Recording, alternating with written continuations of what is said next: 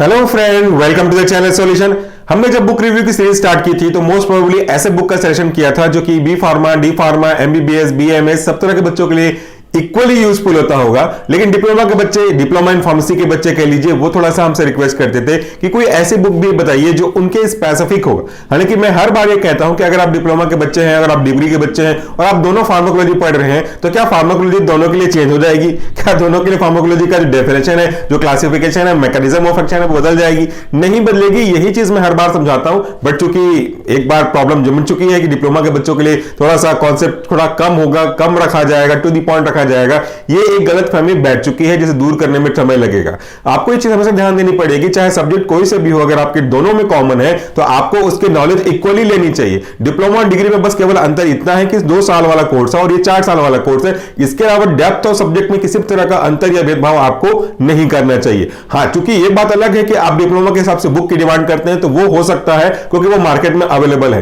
तो आपके इसी सजेशन को ध्यान में रखते हुए आज मैं और आने वाले कुछ दिनों में 1-2 बुक की और रिव्यू करूंगा जो स्पेशली डिजाइन किया गया है डिप्लोमा इन फार्मेसी के बच्चों के लिए। यानी कि इसकी जो डेप्थ है वो थोड़ी सी कम रखी गई है बी फार्मा के कंपेयर में, और इसका जो लैंग्वेज है वो और इजियर हो गया है ताकि आराम से समझ सके, क्योंकि डिप्लोमा इन फार्मेसी में एज का जो बार है एडमिशन का वो नहीं होता। मोस्ट ऑफ द केसेस थोड़े जो बड़े होते हैं हमारे, वो भी इसमें एडमिशन ले लेते हैं, तो उनको थोड़ा इंग्लिश समझने में दिक्कत होती है। वहां पे ये आपके लिए काफी काम आएगा। तो चलिए आज देख लेते हैं कि इस बुक रिव्यू में मैं कौन से टॉपिक के बारे में बात करने वाला हूं, कौन से सब्जेक्ट की किताब है और उसके राइटर कौन सा है और उसका पब्लिकेशन हाउस कौन सा है। आप मेरे हाथ में जो किताब देख रहे हैं वह कॉन्सेप्ट ऑफ सोशल फार्मेसी, और ये डिप्लोमा फार्मेसी के बच्चों के लिए ध्यान में रखकर बनाया गया है, डिप्लोमा इन फार्मेसी के फर्स्ट ईयर के बच्चों के लिए। इसके राइटर हैं कोमल शर्मा, नीलम सिंह और अभिषेक तिवारी, और इसको फार्मा मेड प्रेस के द्वारा पब्लिश किया गया है। इस बुक में कुछ स्पेसिफिक खास बातें हैं, हालांकि बहुत ज्यादा डिफरेंशिएट करने की आवश्यकता नहीं है क्योंकि ये सिंपल सा डिप्लोमा इन फार्मेसी के बच्चों के लिए किताब है। बट हाँ, कुछ पॉइंट तो अलग हैं जिसको जानना चाहिए आपको। अगर आप किसी भी पॉइंट पे लगता है कि ये बुक आपके लिए यूजफुल हो सकती है तो वीडियो के रिव्यू देखने के बाद आप डिस्क्रिप्शन बॉक्स में जाकर के वहां पे 25 लिंक देख सकते हैं। ये कोई पेड प्रमोशन नहीं है, अगर आपको लगे तो आप देखिएगा, नहीं तो आपकी जैसी इच्छा लगे। चलिए सबसे पहले हम बात कर लेते हैं कि इस बुक में कौन कौन से टेबल ऑफ कंटेंट रखे गए हैं, यानी कि कौन कौन से टॉपिक कवर होंगे आपके diploma in pharmacy first year के सिलेबस को ध्यान में रखते हुए, जो कि नया सिलेबस है। इसमें आपको मिलेगा इंट्रोडक्शन टू सोशल फार्मेसी। इसके अंतर्गत और भी कई सब टॉपिक हैं जिनके बारे में हम यहां पर डिस्कस नहीं कर पाएंगे। दूसरा जो मेन चैप्टर है वो है role of pharmacist in preventive health care. Pharmacist बहुत बड़ा रोल प्ले कर रहा है आज के डेट में, सोशल में, आपके आसपास के लाइफ में, तो उसका और क्या क्या रोल हो सकता है उसको यहां पे आप देख पाएंगे। इसके बाद हम बात करेंगे न्यूट्रिशन एंड हेल्थ की, कि आज के डेट में कौन कौन से न्यूट्रिशन की आवश्यकता हमको थोड़ा ज्यादा पड़ रहा है और कौन से माइक्रो न्यूट्रिएंट है, कौन से मैक्रो न्यूट्रिएंट है, किसकी कमी से क्या प्रॉब्लम होता है। यहां पे सब कुछ इस बुक में टेबुलर फॉर्म में उनके स्पेसिफिकेशन के साथ दिया गया होगा। अगला जो चैप्टर है वो है introduction to microbiology and common micro organism. Basic आप स्टडी करोगे माइक्रोबायोलॉजी के लिए कौन कौन से कॉमन माइक्रोऑर्गेनिज्म है, बैक्टीरिया है, फंगस है, वायरस है, और उनकी वजह से कौन कौन सी प्रॉब्लम आपको देखने को मिलती है, वो आप क्या क्या है समझ सकते हैं। इस बुक में टेबुलर फॉर्म में वो भी दिया गया है। अगला जो यूनिट है हमारा वो है introduction to health system and all ongoing national health programme in India. समय समय पर गवर्नमेंट ऑफ इंडिया के द्वारा अलग अलग हेल्थ स्कीम चलाए जाते हैं। किसी पर्टिकुलर डिजीज को पूरी तरह से इरेडिकेट करने के लिए अभियान चलाया जाता है, जैसे मलेरिया, ट्यूबरकुलोसिस, फाइलेरिया, इस तरह के अलग अलग जो अभियान चलाए गए हैं उनका मेन ऑब्जेक्टिव क्या है, कौन से ईयर में वो इंपोज हुए हैं, कौन कौन सी खास बात उनकी है, उनको भी आपको यहां पे एक अच्छे से समराइज वे में टेबल के फॉर्म में आपको मिल जाएगा।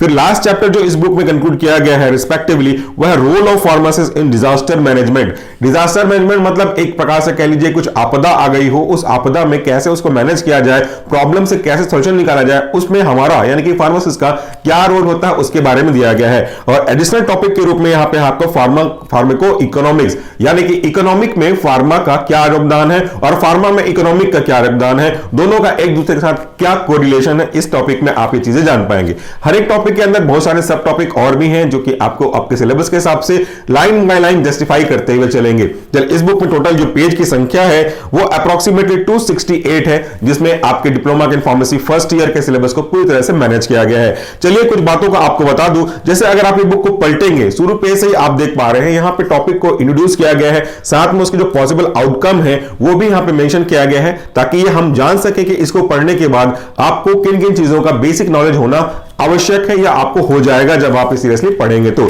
पहले एक बुक मार्क में आता हूं, तो पहला बुक मार्क रिप्रेजेंट करता है प्रेजेंटेशन एंड लैंग्वेज। आप यहां पे देखिए हर एक पॉइंट को हेडिंग के साथ सब पॉइंट के रूप में दिया गया है, क्लासिफाई किया गया है। जब आप इस हेडिंग के सब पॉइंट को पढ़ेंगे, एक बार भी अगर आप पढ़ेंगे, तो इसकी जो लैंग्वेज है इंग्लिश की बहुत सिंपल रखी गई है कि एक बार अधिक से अधिक 2 बार अगर आप इसे पढ़ते हैं, वैसे एक ही बार में काम हो जाएगा, but depending on the level of individual student, अगर आप एक बार दोबारा मेहनत करते हैं तो आपको जो पूरा कॉन्सेप्ट है एक्चुअली में क्या कहना चाह रहा है वो समझ में आ जाएगा। किताबें 2 तरह की होती हैं, एक किताबें जो पढ़ाती हैं और दूसरी किताबें जो समझाती हैं। बेसिकली आज के डेट में ऐसी किताबों का चलन बढ़ा है जो पढ़ाया कम समझाया ज्यादा करती हैं, और उन्हीं किताबों में से एक है। अब दोनों में क्या डिफरेंस है वो भी समझ लीजिएगा। अगर आप पढ़ेंगे तो आपको लगेगा कि ये कुछ नॉलेज मिल रहा है, जैसा लिखा है वैसा समझ में आ रहा है, तो वो आपको किताब पढ़ा रही है। लेकिन जब आप पढ़ेंगे और पढ़ते टाइम ऐसा फील होगा कि सामने कोई व्यक्ति बैठा हुआ है, खड़ा हुआ है और वो आपको एक्सप्लेन कर रहा है, ऐसे समझाया जा रहा है जैसे कोई व्यक्ति सामने बैठा हुआ हो, तो फिर वो बुक आपको पढ़ा नहीं समझा रही है और वो ज्यादा यूजफुल होती है। तो जैसा मैंने कहा कि डिप्लोमा इन फार्मेसी के बच्चों के रिस्पेक्ट में अगर आप बात करें तो इसका जो लैंग्वेज है वो सफिशिएंट है कि वो आराम से ग्रास कर सकते हैं। तो ये हमारा पहले खास बात हो गई इस बुक के रिस्पेक्ट में।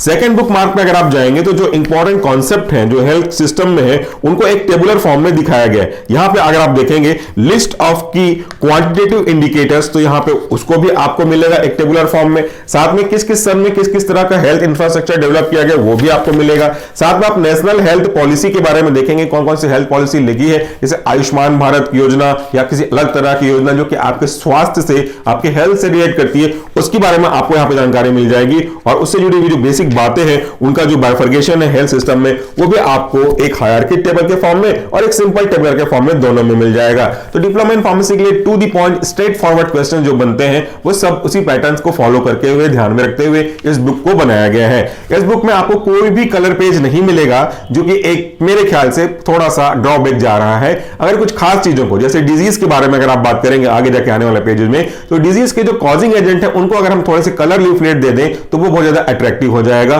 फ्लो चार्ट को अगर हम थोड़ा सा कलरफुल करने की कोशिश करें, बहुत ज्यादा कलरफुल करने की जरूरत नहीं है, मल्टीक्रोम करने की जगह अगर हम सिंगल कलर भी लगा दें तो थोड़ा सा वो अट्रैक्टिव हो जाएगा। आगे बढ़ते हैं तो आपको फैमिली प्लानिंग के बारे में बहुत कुछ डिटेल मिलेगा यहाँ पे कि कौन कौन से मेथड्स हैं जिनको फॉलो करके हम फैमिली प्लानिंग कर सकते हैं।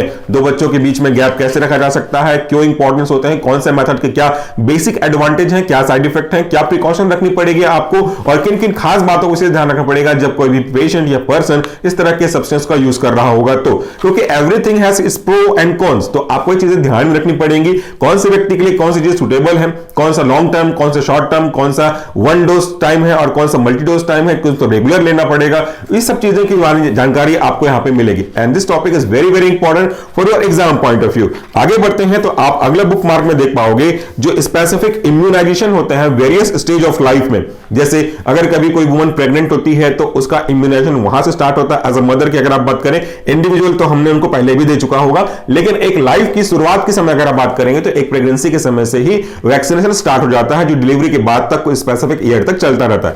जैसे प्रेगनेंसी में कौन सी दवाइयां दी जाती हैं, कौन सा स्पेसिफिक ड्रग, एग्जांपल की अगर आप बात करें टिटनेस, डिप्थीरिया, वुफिंग कफ, पर्टुसिस जिसको बोलते हैं, इन्फ्लुएंजा, इनका दिया जाता है। उसके बाद 6 to 9 weeks of pregnancy, 3 months delivery के बाद, उसके बाद 5 month of baby, 12 month of baby. जैसे बेबी के रिस्पेक्ट में अगर आप बात करेंगे तो फिर अलग अलग मंथ में अलग अलग टीके जो लगते हैं जिसको हम लोग टीका बोलते हैं बेसिक लैंग्वेज में, वो क्या है, कैसे दी जाती है और उनका पीछे क्या पर्पस है, वो सब यहां पे आपको टेबुलर फॉर्म में एक्सप्लेन किया हुआ मिलेगा। और एक चीज हमेशा याद रखिएगा, जब डिप्लोमा इन फार्मेसी कर रहे हैं तो आपको हेल्थ मैनेजमेंट में थोड़ा सा ज्यादा ध्यान देना पड़ता है as compare to other subject, क्योंकि यहाँ पे जो सब्जेक्ट है वो आपको आगे आने वाले समय में फार्मासिस्ट जैसे एग्जाम के लिए जब आप प्रिपेयर करेंगे तो बहुत काम आता है। खास करके हॉस्पिटल फार्मेसी, सोशल फार्मेसी बहुत बहुत बड़ा योगदान प्ले करता है आपके क्वालिफिकेशन के लिए। आगे बढ़ते हैं तो नेक्स्ट बुक मार्क पर चलते हैं। यहाँ पे न्यूट्रिशन और हेल्थ का भी एक स्पेशल टॉपिक दिया गया है कि कौन कौन से फूड सब्सटेंस से आपको किस किस तरह के न्यूट्रिशन मिलेंगे, particular nutrition type, suppose protein के कौन कौन से सोर्स हैं, बेसिक लिपिड के कौन कौन से सोर्स हैं जो कि हमारे लिए जरूरी है, गुड कोलेस्ट्रॉल का सोर्स क्या क्या है, कहां से आपको मिल सकता है, वो आपको मिल जाएगा और स्पेसिफिक पॉइंट के साथ दिए गए। जैसे एग्जांपल अगर आप देखें तो क्लासिफिकेशन ऑफ न्यूट्रिएंट किया गया है माइक्रो न्यूट्रिएंट और मैक्रो न्यूट्रिएंट के बेस पे। फिर अगर हम एक एक मैक्रो न्यूट्रिएंट के बारे में बात करें तो आप कार्बोहाइड्रेट देखेंगे तो फूड सोर्स क्या है, उसका जो इंपॉर्टेंट फंक्शन है वो क्या है, प्रोटीन का भी उसी रेस्पेक्ट में देखेंगे इंपॉर्टेंट सोर्स क्या है, इंपॉर्टेंट फंक्शंस क्या है, वो आपको यहां पे मिल जाएगा। रेस्पेक्टिवली में जितने भी माइक्रो और मैक्रो न्यूट्रिएंट हैं उनके इसी हेडिंग को ध्यान रखते हुए आपको बेसिक पॉइंट मिल जाएगा। आगे बढ़ते हैं हमारे लास्ट बुक मार्क पे। तो यहां पे देखिए कुछ स्पेसिफिक डिजीज के बारे में कोट किया गया है। डिजीज कौन सा है, उसका कॉजेटिव एजेंट कौन सा है, उसका ट्रांसमिशन एक पर्सन दूसरे पर्सन तक होता है कि नहीं होता, अगर होता है तो मोड ऑफ ट्रांसमिशन क्या है, उसका जो होस्ट है वो कौन है, और उसके जो बेसिक डिटेल्स है इंपॉर्टेंट पॉइंट शॉर्ट में वो कौन से हैं, वो आपको इस तरह के टेबल फॉर्म में मिलेंगे। तो आपको आगे जाकर के जो डिजीज के रिस्पेक्ट में समझने की जानकारी मिलने की आवश्यकता थी वो पूरा हो जाएगा। इसमें बहुत सारे डिजीज का जो आपके सिलेबस के अकॉर्डिंगली है वो यहां पे मेंशन किया गया है। एक बुक मार्क और है, हालांकि ये स्पेसिफाइड नहीं है, बट जैसे इसमें आप देख रहे हैं डायग्राम को जगह जगह यूज किया गया है कि कोई भी पर्टिकुलर डिजीज कैसे एक व्यक्ति से दूसरे व्यक्ति या एक एनिमल से दूसरे एनिमल या फिर एनिमल से ह्यूमन, जिसको हम जूनोटिक डिजीज बोलते हैं, वो स्प्रेड होता रहता है। तो मैं इसी इमेज के बारे में बात कर रहा था कि अगर जो इंपॉर्टेंट इमेज है जहां पर ट्रांसमिशन के बारे में बात हो रही है, अगर हम इनको थोड़ा सा कलर डायग्राम कर दें, एटलीस्ट कलर ना सही तो उनके जो एरो को थोड़ा और हाईलाइट करने के लिए एक स्पेसिफिक कलर का यूज कर लें तो बहुत ज्यादा अट्रैक्टिव हो जाएगा। ओवरऑल ये बुक आप डिप्लोमा इन फार्मेसी के बच्चों के लिए काफी यूजफुल होगी। अगर आप इसे पसंद करते हैं, देख करके आपको लगता है कि अच्छा है, तो आप अपनी लाइब्रेरी में अगर होगा तो भी देख सकते हैं, नहीं तो वीडियो के डिस्क्रिप्शन बॉक्स में आपको एक लिंक मिल जाएगा, आप वहां से देख सकते हैं। आपके लिए अगर सही हो तो आप परचेस कर लीजिएगा। आखिरी में आपको मैं फिर से कहूंगा, बुक्स का कलेक्ट करना दुनिया की सबसे अच्छी हॉबी में से एक है। ये बुक आप कलेक्ट करते हैं तो ये आपको उसी समय आपको रिटर्न दे देता है जब आप अपने दिमाग में एक भी टॉपिक का जो नॉलेज है वो इंस्टॉल कर लेते हैं। तो at the last, thank you so much for watching this video. नमस्कार, टेक केयर।